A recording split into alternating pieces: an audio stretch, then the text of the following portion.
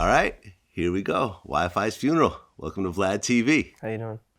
I'm good, man. Been a long time trying to make this happen. Yeah, I don't really like interviews like that. I'm really like private and stuff. Yeah, I could tell. Yeah. I could tell.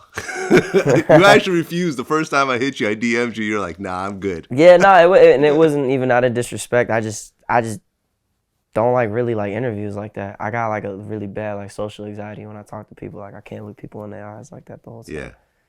Yeah. Well, I'm glad I followed up. Yeah, we made it happen, man. Definitely. Shout out to your manager who helped put it together. Hell yeah. No doubt. Well, this is your first time here. I've been wanting to do this for a long time. So I kind of want to start at the beginning of the story. You're Puerto Rican. Yeah. Both parents. Yeah.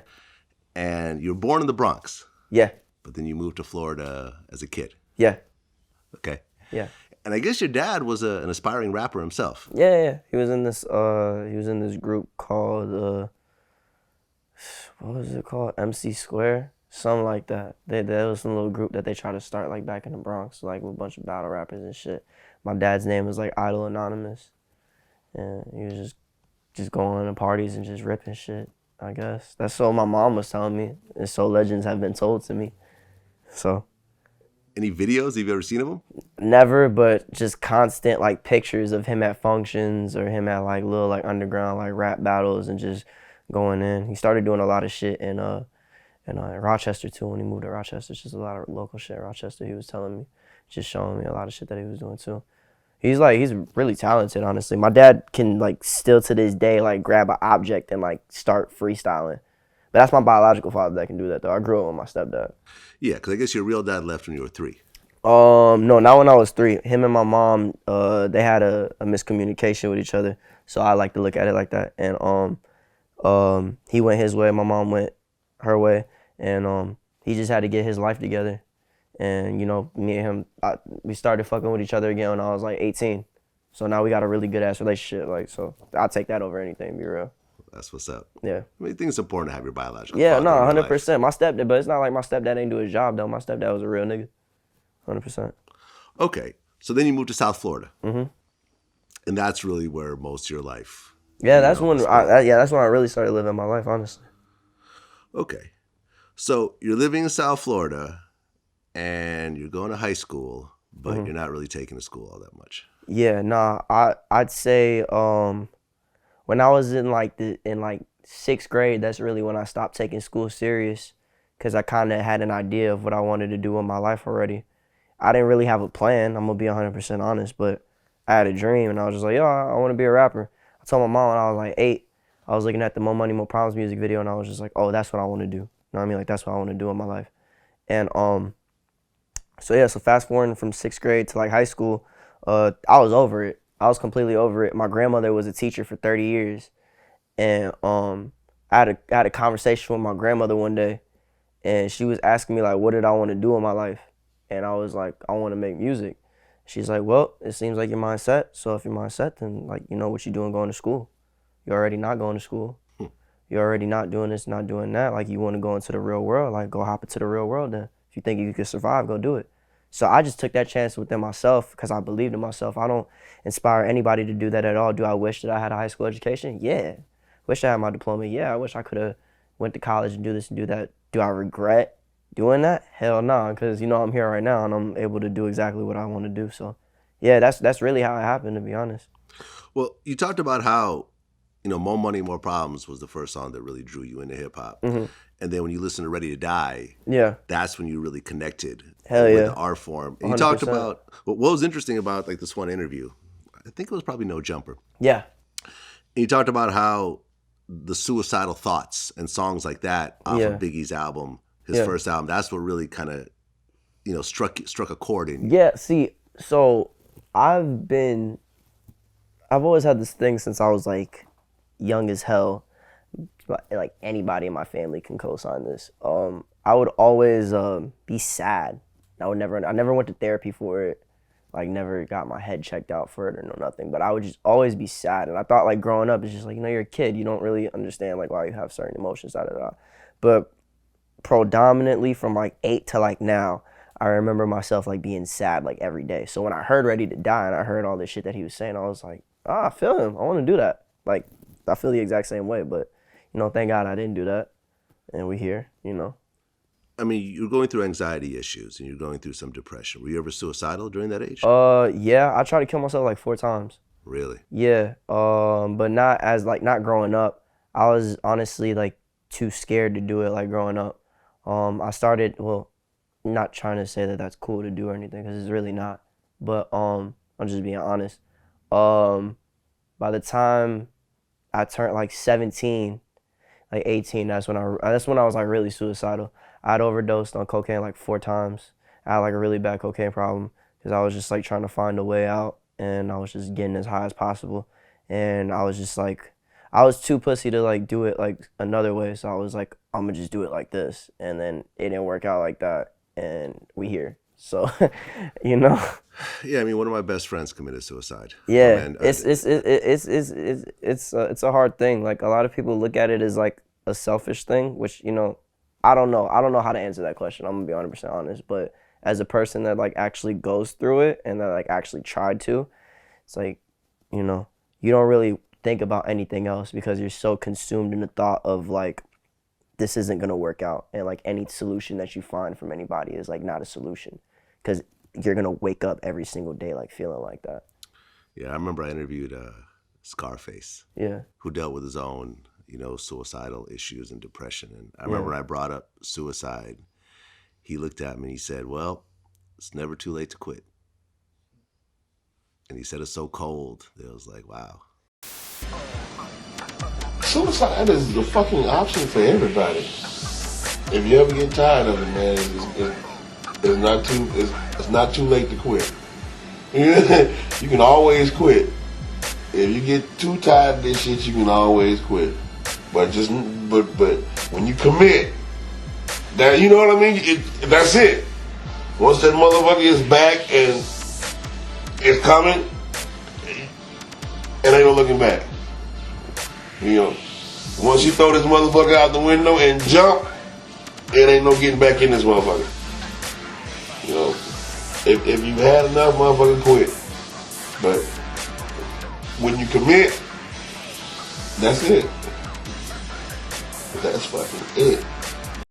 Yeah, bro, it sucks, honestly. Like I honestly hope that like my little brothers and little sisters growing up don't even have to I guess like deal with the shit mentally that I have to deal with, because it's not even like my mom was a bad mom. My mom was a great mom, you feel me? My parents was great. It wasn't the best of the best parents, but they were not the worst, you know what I mean? Yeah. So it's not a parenting issue. I think it's just something within myself, you know what I mean? Yeah, So, I mean, my friend was bipolar. yeah. And he had a couple of suicide attempts that didn't work out. And then at one point, he just hung himself in his mom's, you know, bedroom. Yeah, God bless his soul. Yeah. God bless his soul, for real. It was a rough, it was just a rough patch for everybody to go Yeah. through. I'm glad you're okay. Yeah, definitely. I mean, I just take life day by day now, bro, honestly. You know what I mean? The best way that I can. Well, at one point, you had a friend who was an amputee. Mm-hmm. And he was getting prescribed all these Xanaxes that he wasn't really using, so he would just give them to you. Well, it was my boy at the time that I was friends with. He was, you know, friends with that person, and I didn't know what real prescription drugs were. So I was taught about that through that, and then that was honestly that. And that was just the past. It wasn't like I was going out my way looking for it. It kind of just happened, you know what I mean? That's a lot of shit in my life honestly happened like that. I never really went out looking for shit. Anything that's honestly happened to my life either just happened or I probably caused it, but I never went out like looking for it, like, oh, I'm about to go get into some fuck shit right now. So you started having drug problems with Xanax, cocaine, and Adderall. Mm-hmm. Yeah. Which was the worst, you think, out of those three? Cocaine and Adderall, because I was like really mixing the two. Cause I was just like, yo, fuck this. Like I don't want to be here. And I caught a stroke the second time I overdosed. A heart attack. Well, a stroke is a heart attack, right? Yeah, I don't even know. Honestly, dude, like I'm probably the worst person to ask that because my brain is so fried. But yeah, I caught a stroke. Whole left side of my body was like done. Really? Stiffed up. Like I couldn't move it. My grandmother had a stroke. Yeah. And you know, I mean, she's you know passed now, but God bless her soul. Her whole one of her side, I forgot which, I think it was the left side of her body, paralyzed for the rest of her life. Yeah, see, I was blessed that that didn't happen to me, but I definitely felt locked, like face stiff. This whole left side of my body was literally completely stiff. I couldn't move it. I was freaking out so bad. I was literally like wobbling. I could only move on my right leg. My boy that was there at the time, he got so paranoid that he damn near like almost broke my kneecap because he tried to like pop my knee back into place so I could kind of like cut the blood circulation and like at least like hold my shit until I went to the hospital. And had I not did that, they honestly said that I was going to flatline. You got lucky, man, because like I said, the rest of her life, she had to be put in a special home. I mean, I still feel the effects of it. Like she couldn't go to the bathroom by herself. If you see how I walk and shit, like if like in general, I don't even know if people peep this when they're around me, but I drag myself when I walk. Really? The right side of my body, I could move it completely fine. My left side, it's hard for me to. I don't walk like how a normal person walks. I walk normally with my right leg, and I literally drag my left leg. So you still have the effects? Yeah, 100%. There's just not 100. It's not like severe, but I know when I get older, it's probably, if I don't like keep up to date with it, like it's gonna really fuck me up, to be honest. Was that your first overdose or your last? Second. My last one was Boy Who Cried Wolf tour.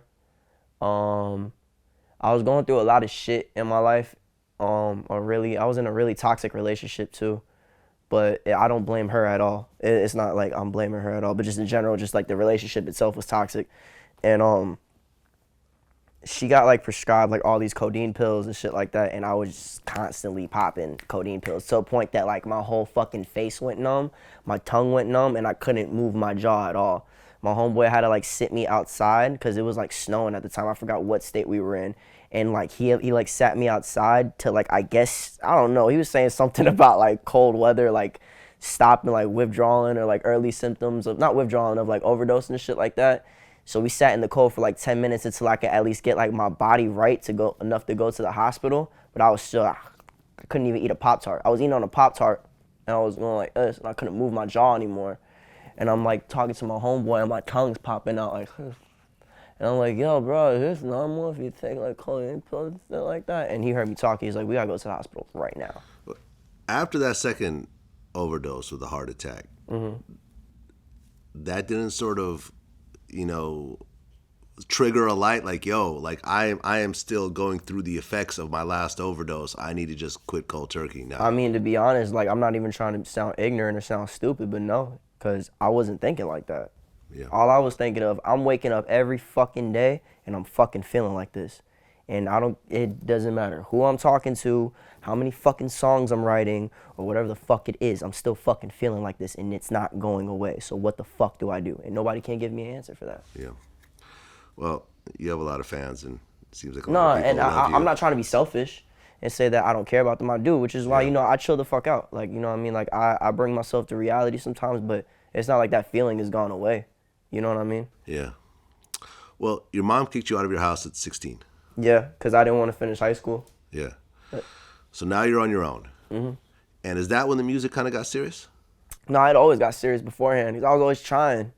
Just trying, because I understood SoundCloud a little bit at like 14, 15. Mm-hmm. I saw that everybody was releasing music on it, and I was just like, oh, this is the new wave. Because a lot of people were doing it through like Mediafire and like other shits as far as like, free download links if you didn't want to go on that Piff or all that other shit. Or they would do like Bandcamp. Just like little alternatives, like wannabe like SoundCloud like things before like there was actually like SoundCloud. But once I saw how like SoundCloud was at like 15, 16, I kind of understood that like this is the industry now. You know what I mean? Mm-hmm. Like a lot of people didn't get it. They thought like, oh, you're just uploading some shit to a website. I'm like, nah, these are like literally like this is like a whole A&R itself, this whole website. I'm gonna play you a little clip that I think you'll get a kick out of. Do you know the rapper Daylight? Yeah, I love Daylight. I'm going to play you a little clip that just kind of ties into what you're talking about, and especially your name. Yeah. And I think you'll get, if you haven't seen it, I think you'll get a kick out of this. Remember it was a bad thing. Like people were like, yo, who's this dude with this big old face tat? He tripping. Yeah, I love Daylight. Now everyone got face tattoos. In fact, I feel like a new rapper would have a hard time getting noticed without face tattoos. Yeah. It's like, you got to now. Right. Little Sky said that he sacrificed his face for hip hop, for his rap career. It's almost like the rap game gives you an option. Like either you're gonna be a rapper or else. Ain't no going back. Come over here and that's it. It ain't no going back to work. Ain't no nothing. Right. No, come. Right, because I remember there was a GOAT. There was a dude that was working at the Jack in the Box by my house who had like this big face tattoo, like sort of like on his jaw, kind of. It was a Mexican dude. Mm-hmm. And I'm thinking like, you're working at Jack in the Box with a face tattoo. Like, I don't think you were planning for this. See, nah, I don't think a lot of niggas plan for like some of these little kids. They just do it like, oh, this is cool, right? Or maybe like he had all intentions to be a SoundCloud rapper, but he didn't have Wi-Fi, so he had to go to work. He could pay the Wi-Fi bill to become a SoundCloud rapper. You know, steps. He just went backwards. He went backwards. He started wrong. He didn't get the Wi-Fi first. He didn't get the Wi-Fi first. Yo. You need the Wi-Fi. Right. You need Wi-Fi to be a SoundCloud rapper. It's just the way it works. I'm here. The way it works. I'm right here. I don't think a lot of people plan it out. A lot of people don't plan it out. You know, for me, like, I knew what I was going to do. I had a whole plan. That's funny as hell. Mm-hmm. That man is hilarious, dog. Yeah, I figure since your name is Wifisfuneral and that you have face tats, it just all ties into your whole story. It was funny as hell. Rappers with face tattoos are working regular jobs. He's so fried, bro. Rappers. I love it. I love it. Okay, so here you are, 16. You're on your own. Yeah. And I guess you were, at 5 years old, you knew you wanted to get face tats. You were like drawing pictures of yourself with the face tats already on you. Yeah. Everybody thinks this shit is a joke for some reason. Like, everybody thinks like all this shit that I'm doing is like some fucking like internet like gimmick shit. But like literally, like I swear to God, next interview I do with you, I'm gonna bring that exact fucking like painting. Where I drew myself like a Dragon Ball Z character, and I literally put like face tats all over my bodies and tattoos all over my bodies. And I told my mom at like fucking 6 years old, I was like, yep, that's what I'm gonna look like. And my mom would think that I'd be dead ass like joking. And I'm like, no, I'm dead ass serious. And like she, even still to this day, she's like, yo, I honestly should have took everything you said as a child like serious. Now when my little brothers and my little sisters like tell her like, oh mom, I'm gonna do this, she's like, I'm on point with it now. Now I'm not letting it pass by me. Like. Okay, and your original name was Izzy Kills. Yeah, my dad actually helped, because I was talking to my biological father from time to time on the phone, and when we would talk, it would just be about like some rapping shit. So he gave me like the original name, like MC Izzy, and I was like, I'm not doing that old ass so old school name. Yeah, I'm like, bro, this shit's like, fuck that. And then my boy that used to dance a lot back in Orlando, his name was Hype Kills. And I just thought that name was fire as hell. I was like, damn, that Kills at the end, that shit's fire. And I was like 13, like 12 when I'm thinking this. So then my name was Izzy because everybody like in my neighborhood would call me Izzy. And I just added the Kills. I was like, Izzy Kills, you know?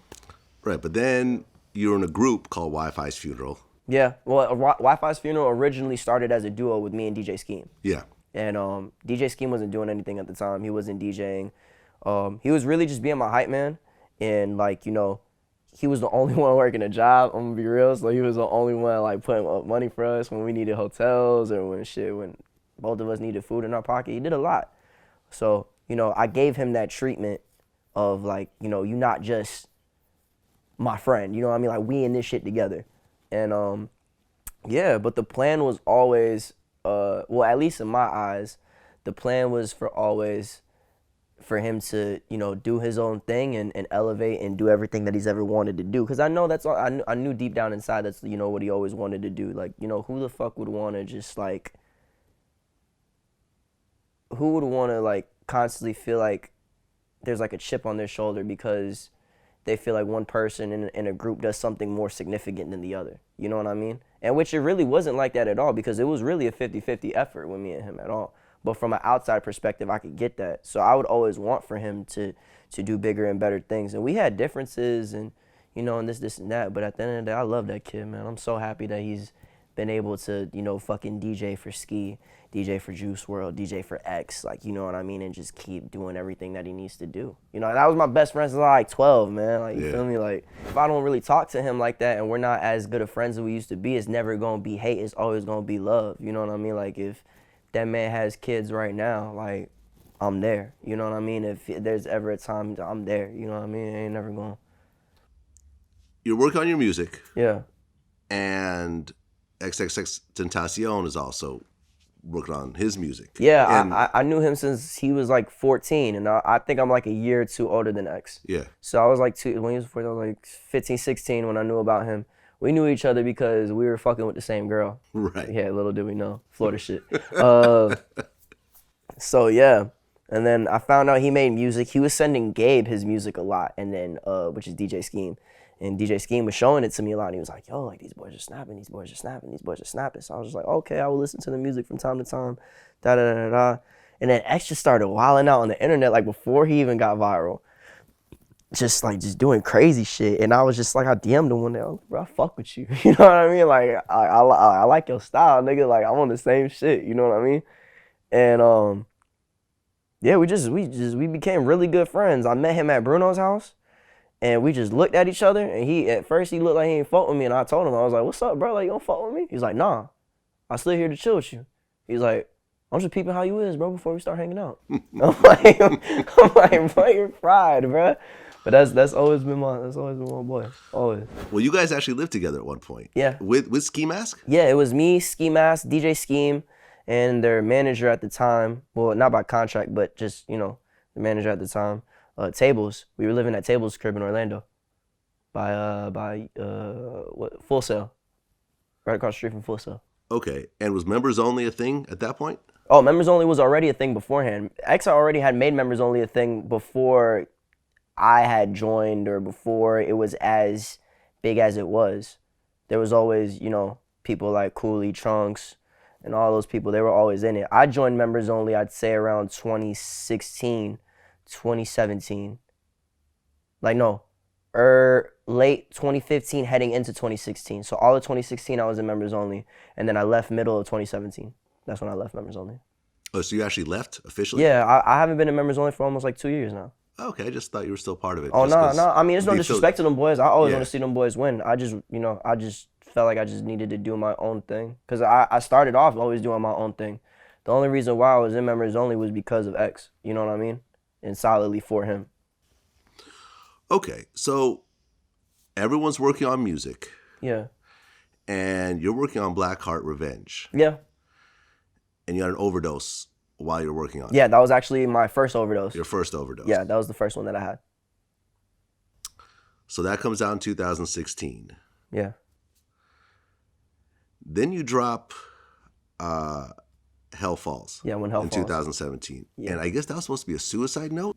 Yeah, that was actually a whole suicide note that I made into an album. I read it like 5 times, and I was just like, all right, I'm gonna make every sentence like a topic and a theme for the whole album. So that's how it was. So that's why certain things it doesn't make sense, or certain things it's like it's not really so much subject matter, it's more so of like decoding it and piecing it together and it just being one big ass mood. Okay, so you were actually going to commit suicide and this was going to be your note? Yeah. Then I made it to an album because I didn't do it. Yeah. Well, I'm glad you didn't. Yeah. Okay, so at what point does XXXTentacion drop Look at Me? 2016. So right around the same time. Yeah, it was around the same time that Black Heart Revenge dropped. It was around the same time that Ski Mask that dropped the project too, before his shit started popping off like that. We actually all dropped projects that year, all 3 of us. And he had dropped the EP at like earlier, a year before he dropped Look at Me. So we were already at like all dropped projects. Well, Look at Me, I guess originally when it came out, it didn't really do much. And then it just took off. He just kept, no, you know what it was? Every single fucking day he was promoting that song. Even if he would drop a project, even if he would drop anything, every fucking day he was promoting that song, that one song. Not any other song, even if he was releasing other songs, it was literally to shut people up, just so he could keep promoting that one song, because he believed in Look at Me so much. Hell of a song. Yeah, great song, amazing song. I wasn't there when he made it. He made that in Denver. Well, he was actually locked up when the song started to hit. Yeah. Because it kind of went with the mugshot. Yeah, it was already at $500,000 though.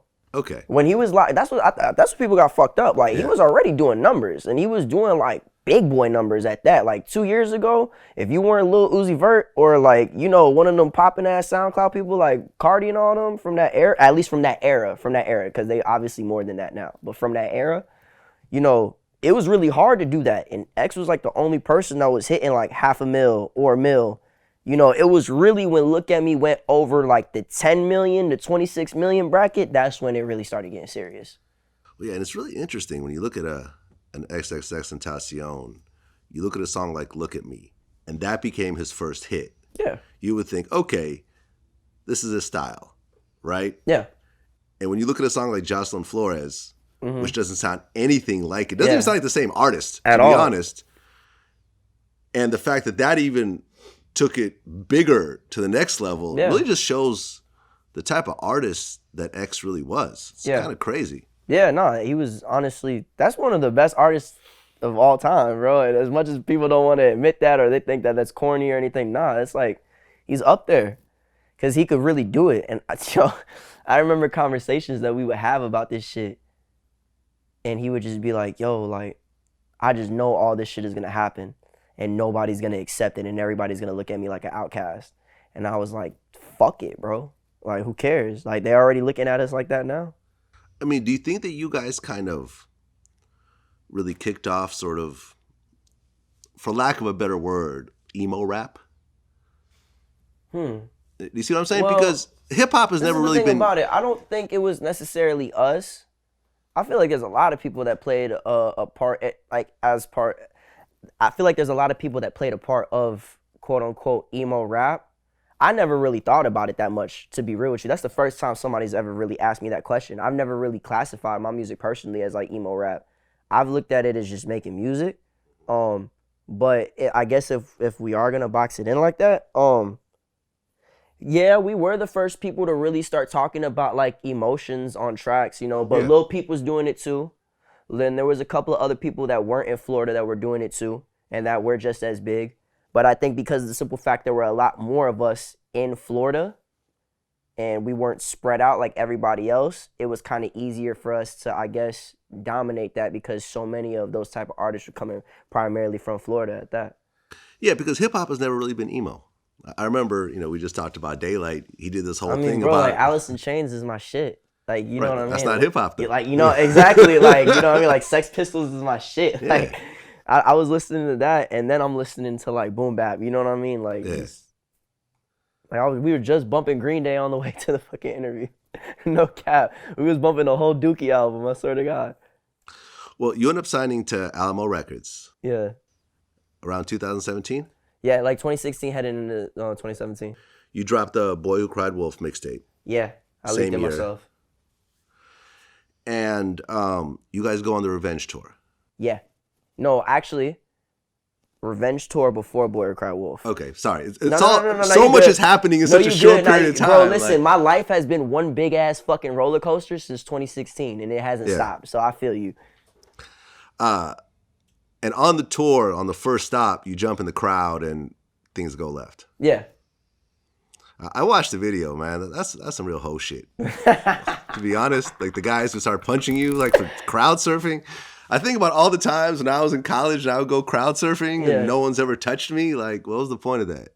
I don't know. I genuinely don't even care. Yo, to be real with you, I'm so glad that shit happened. That shit changed my life. Because you went viral.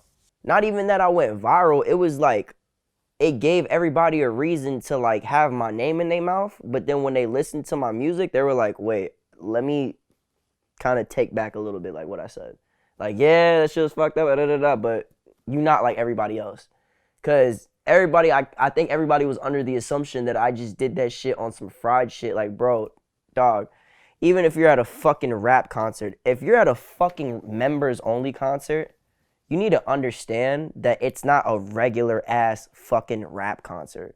Regardless of like, yes, I know you paid your tickets and, you know, who the fuck would want to get jumped on? Who the fuck would want to get kicked on or anything like that? But bro, look at the type of fucking influences that we had growing up.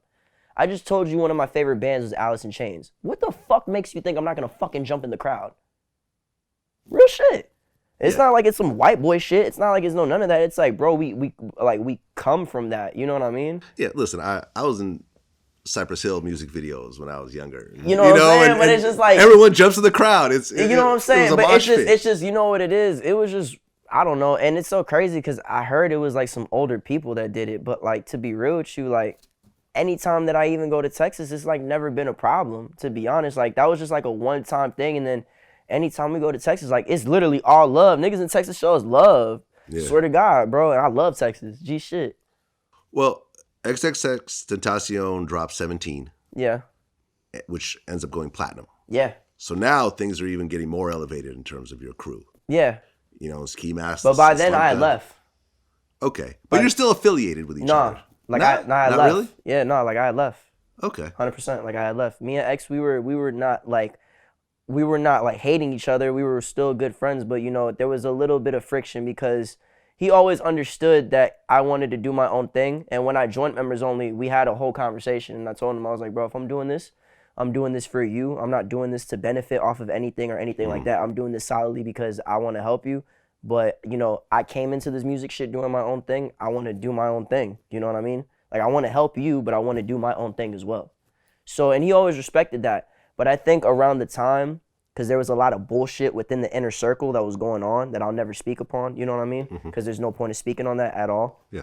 But there was a lot of bullshit within the inner circle of all those other politics that I could understand why I rubbed him a certain type of way. He probably felt like people were just dropping him left and right when it was just more of a, me and him always had a yin and yang type of thing.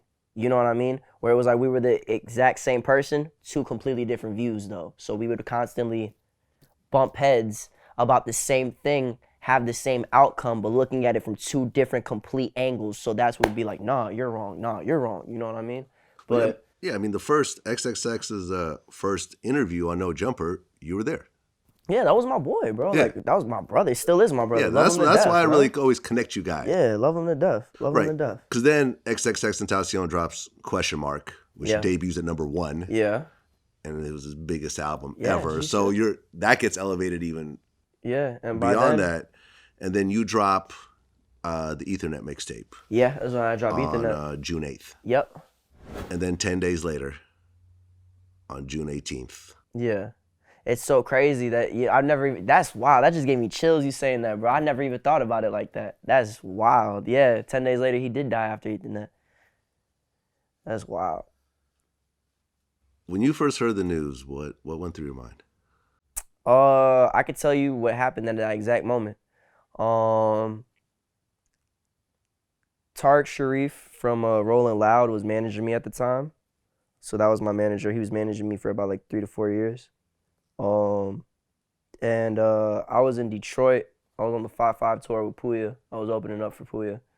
We stopped in Detroit because I think we had a show in Detroit like a day or two before. That was just a stop like on the way going to another state. And like that whole day, something felt weird as hell. I'm gonna be real. Like I don't know what the fuck was off, but like I just felt weird as hell. And I went and I bought a PlayStation 2. His favorite video game of all time was Kingdom Hearts. And I went to go buy the first 2 Kingdom Hearts game that came out because Kingdom Hearts 3 didn't come out yet. And as I'm playing the Kingdom Hearts game, literally, I get a text message from my manager at the time, Tarek, and he's like, yo, I think X is dead. So I called him, and I was just like, what are you talking about? He's like, yo, I don't want to send you this video because I think he's dead, but like, you know, I'm pretty sure he's dead. So I'm just letting you know beforehand, like, just like brace yourself. So I'm looking at the video, and I'm gonna be real with you, like I didn't like want to believe it at first. Like I literally lied to myself probably like 10 times, and I was like, oh, this is probably for a music video. Like, oh, this is probably like one big ass joke right now. Like there's too many people recording this. Like, nah, there's no police there and everybody just recording it. Nah, this would never happen. Nobody would just shoot somebody and everybody just starts recording it. And not one person call the police or not one person try to like do something. You know what I mean? Especially it'd be like 7 or 8 witnesses there. It blew my mind. And so I saw the video. I ain't say nothing. He called me back. He was like, yeah, you think he's dead? I was like, I lied again. I was like, nah, I don't think he's dead, bro. He's good. He's straight. And then like 3 to 4 hours later, it got confirmed that that he died and shit. And then after that, I kept playing the game, bro. And yeah, I just had to deal with the fact that one of my best friends is dead. Just trying to go get some bikes. Feel me? Yeah. Yeah, it just sucks. Want to take a break? Yeah. Let's take a break.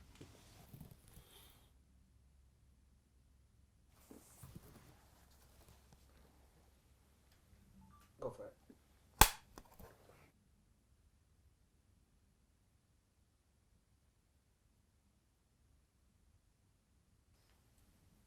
Hell of a loss, man. Yeah, it's just hell of a loss at someone that I felt was nowhere near his height. Man, it was, people thought he was scratching the surface, but he was only showing like fucking like 5, not even 5% of what he could really do. I agree. He was really tapping in and getting comfortable enough to make the music that he's always wanted to make.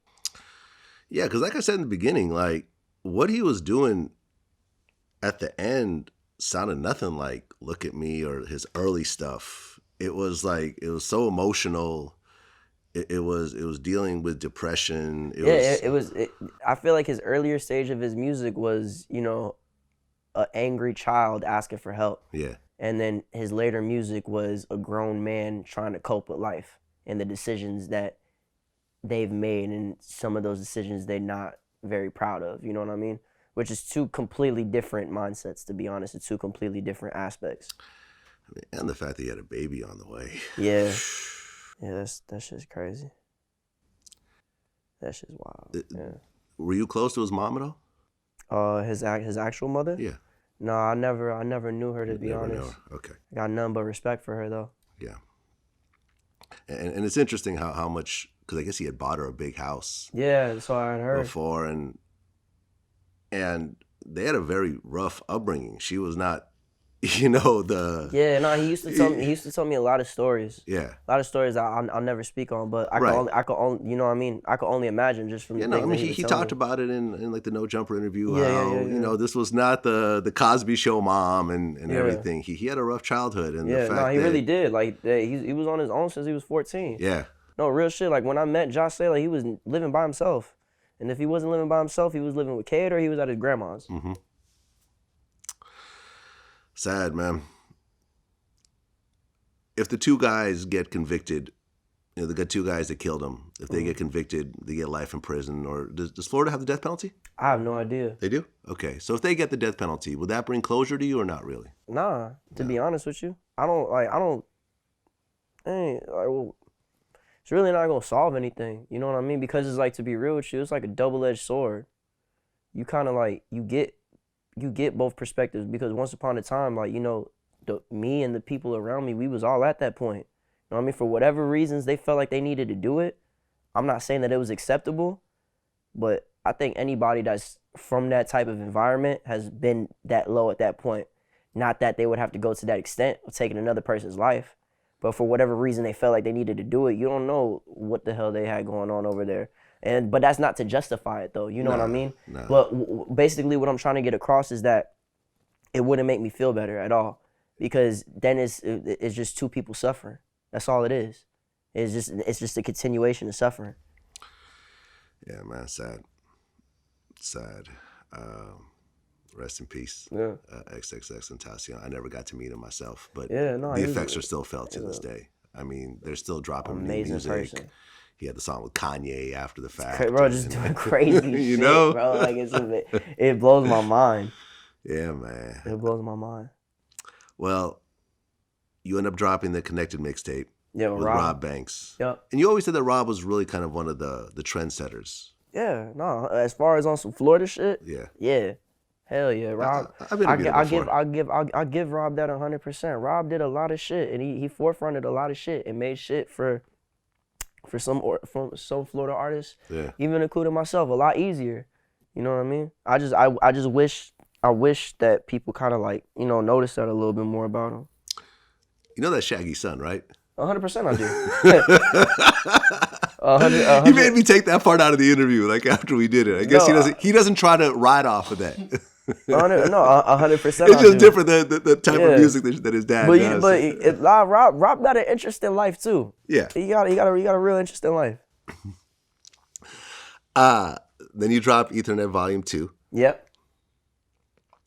And then the newest one is Everything Sucks. Yeah, which is Ethernet 3. But oh, that's Ethernet 3? Basically, we called it E3, but like I wanted to like completely stop the continuation of the Ethernet series because I was supposed to originally do like 5 volumes. So I was like, yo, I don't want to do Ethernet. Everything sucks. Like from 1 to 3, I just feel like everything sucks.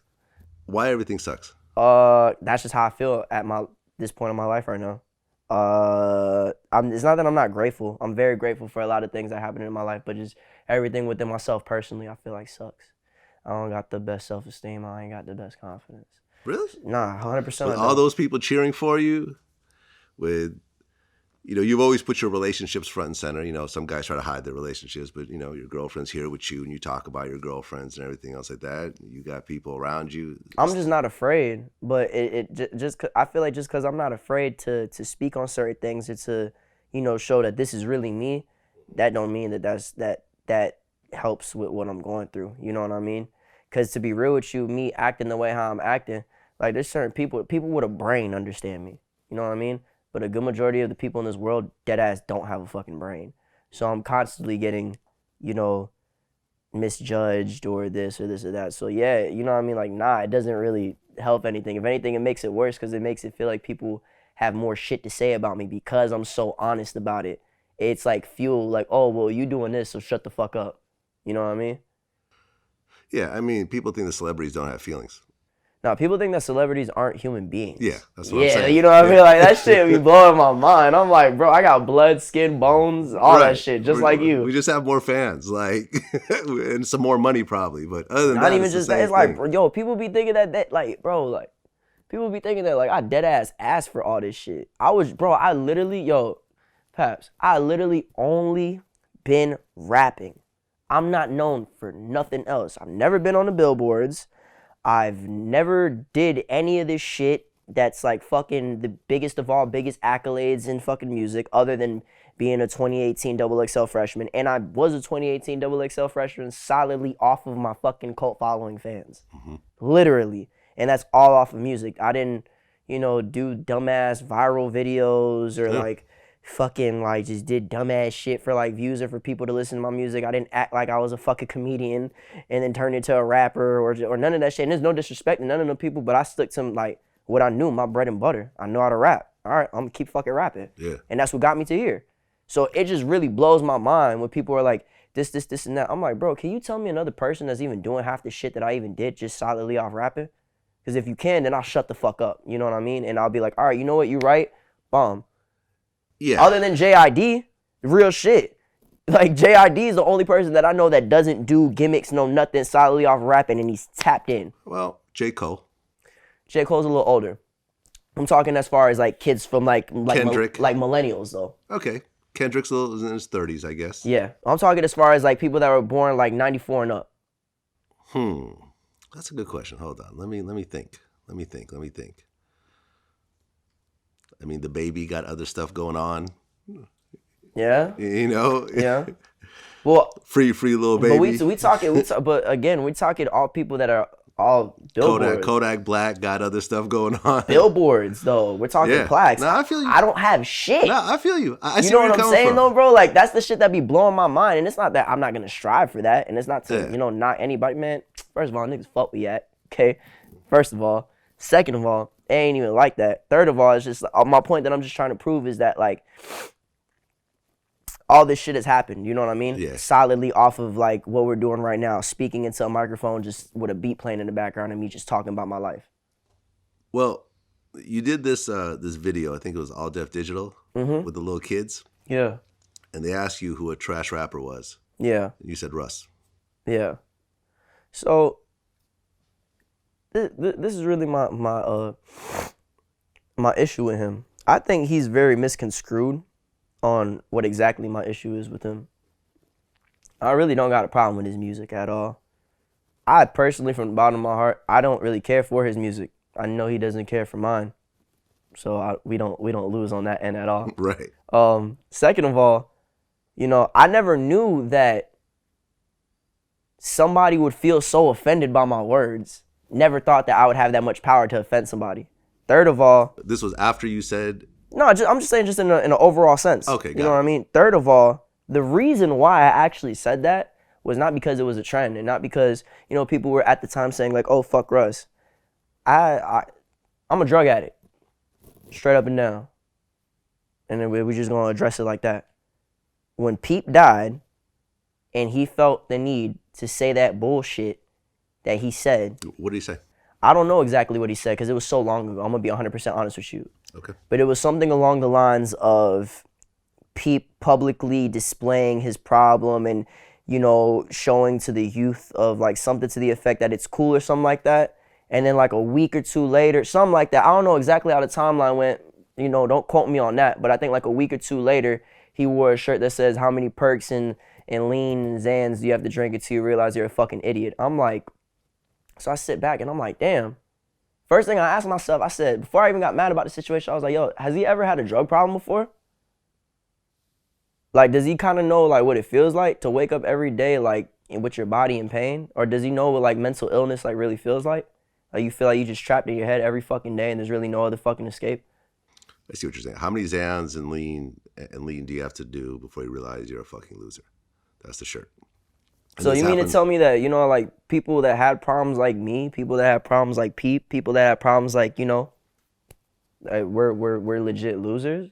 So me expressing my pain because every form of way that I've tried to do it is just not working for me, I'm a loser for that? All right, well, fuck you then. If I'm a loser, fuck you. Yeah, well, we've interviewed Russ before. I don't have a problem with his music, but I don't like, bro. I don't like. Neither do I. Yeah. That's what my problem is as a man, bro. Yeah, it's right there. I don't give a fuck about that music shit. This ain't about music. Yeah, I mean, me personally, I didn't like how he got Adam 22 jumped over a tweet. That part I didn't like. That's some sensitive shit. You know how many people make tweets about me every fucking day, telling me like, "Oh, I hope you kill yourself." Oh, da da da da. Bro, I live my life every fucking day. Who gives a fuck? Like. Right. That's you, like, bro, but you're a rapper. Like, you sign up for this shit, though. Man, you know what I'm saying? You know how many people have told me that they wish my mother would die? And exactly, but it's just like, Vlad, but it's like, bro, like, dead, but if you was to not get to where you at right now, bro, or if you didn't know that this was not what's gonna come, we sign up for it. That's why I don't be understanding these rappers, bro. I don't, bro. Yeah. I understand when this bullshit happens, or when any bullshit happens, I get it. I'm like, well, what the fuck was I gonna do? Like, what did I just expect from my life to be normal? Nah. Didn't he get someone else jumped also? Was it? He got perp jumped. Perp, yeah, smoke perp. That's what I thought. And he just got Guap Dead 4,000. Right. From I don't know if he signed to Dreamville. Well, that shit's gonna catch up to you sooner or later. That's what I think. You can't keep pulling that bullshit and think you're just gonna get away with it. You can't really hide behind your money all day long. We're all human. I don't know, bro. The way that shit, I'm gonna be real with you, bro. The way how he doing that shit, it's a little too calculated. Like Fed-like calculated. I'm gonna be real. I'm thinking, bro, working with the feds or some shit, bro. Some Tekashi shit. Yo, no cap, bro. Like, how you know where all these people at, bro? Like, and it's calculated, bro. Yeah, I don't know. Like, bro, I'm talking like it's too calculated. It's way too. Yeah. It's way too calculated. Life bro. Has a way of humbling you. But other than that, bro, I even on some real shit. I even DM'd him too. Mm-hmm. I DM'd him and I was like, look, bro, we haven't been able to come across each other as men and talk to each other like this man. And I let him know what the situation was. Did he decide to read that DM or not? Nah. But I'm not running from anything. Yeah. I'm not running from anything. Either it be whatever he want to get into, either it be a conversation as men or anything. I'm not running from shit. If anything, I'm really waiting. Well, you talked about your drug issues. Yeah. Throughout the interview. Yeah. And just recently we lost Juice WRLD. Yeah. Did you guys know each other? I didn't know him personally at all. This was, Lil Peep.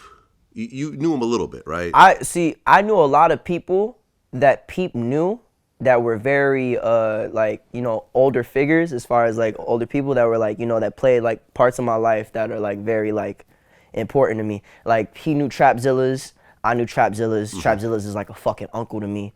Anybody that is in this rapping shit that has came from SoundCloud at all, if you did not go to Trapzillas or if you don't know who Trapzillas is, you ain't make the cut.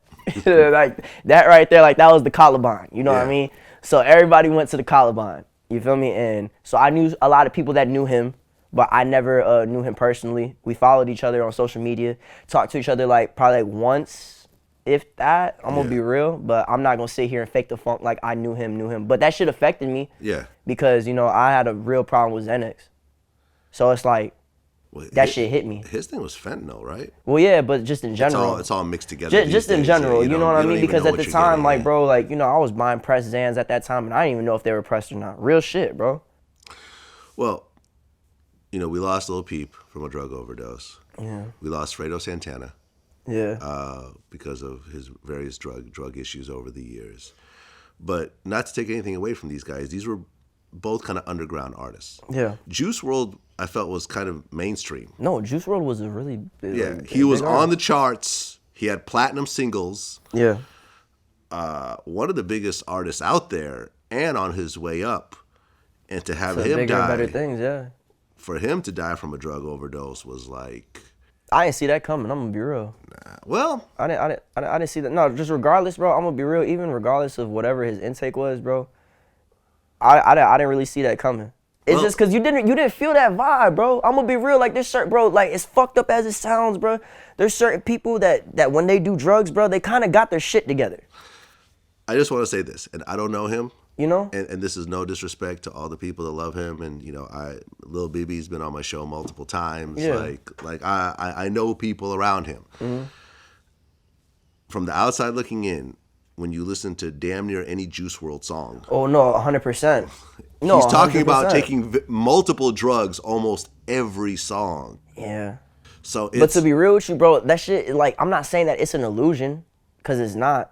But if we're looking at it from an outside perspective, you know what I mean? Like, let's just say I'm the consumer and you the consumer. Bro, how much of that is of that being true do we know that? Like, you know what I mean? You even got Future out here saying, like, nah, bro, I don't even really do drugs. Yeah. So it's like, it's a double-edged sword, bro. That's why, personally, I didn't see it coming, because I thought that there was people within his camp that were wise enough to be like, nah, this is a superstar. We're not going to let this shit happen. You can't stop someone from taking drugs. No, I'm not saying that, but it's not about, well, yeah, no, obviously. That's what I'm saying. Like, nah, yeah, but who's going to stop you from taking drugs? What do you mean? Right here. Yeah? Yeah. He's not around you 24/7. 100% he is. You go into your room you go into the bathroom by yourself. You go take a shower by yourself. If you want to take something, you will find a way to take it. You're 100% right. I have drug addicts in my family. I'm not saying you that know what you I'm saying? don't. I'm not just talking out my ass. I'm not saying that you are, though, but I'm telling you as a person that goes through this myself, physically, you know, a person that's doing this firsthand. Yeah. There's a lot of other options, you know what I mean? It's not always just 1, 2, 3. Sometimes people are using a brain, you know what I mean? Sometimes they're not as knees deep. Yeah. And that's what I thought it was on my end. I didn't think it was that knees deep because you have half of these rappers already putting a facade. I know on my end I was knees deep, you feel me?